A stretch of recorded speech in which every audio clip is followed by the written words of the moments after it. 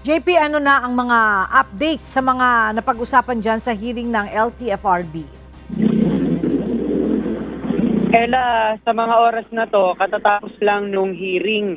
Ito yung kaugnay doon sa petition nga ng isang grupo, itong Laban TNVS, kung saan yung Grab-an nila na isang transport network company ay pinapataw sa mga driver yung discounted fare ng mga senior citizen, estudyante at persons with disabilities o PWD.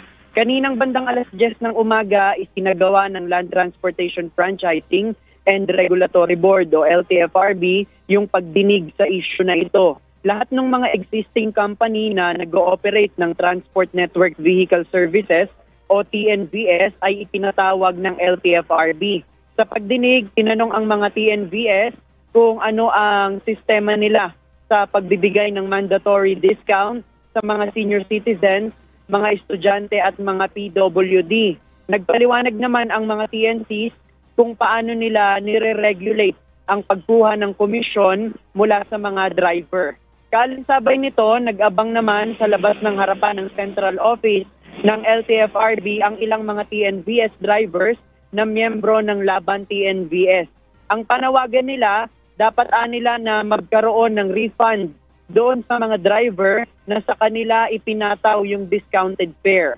Dapat nila na yung kumpanya ng TNVS ang nagsushoulder ng diskwento ng mga pasahero. Sa pagdinig sa Senate noong nakaraang buwan, sinabi na ng LTFRB na pwedeng ma-revoke ang prangkisa ng Grab kung mapapatunayang may paglabag sila sa pagpapataw ng discount sa pasahe.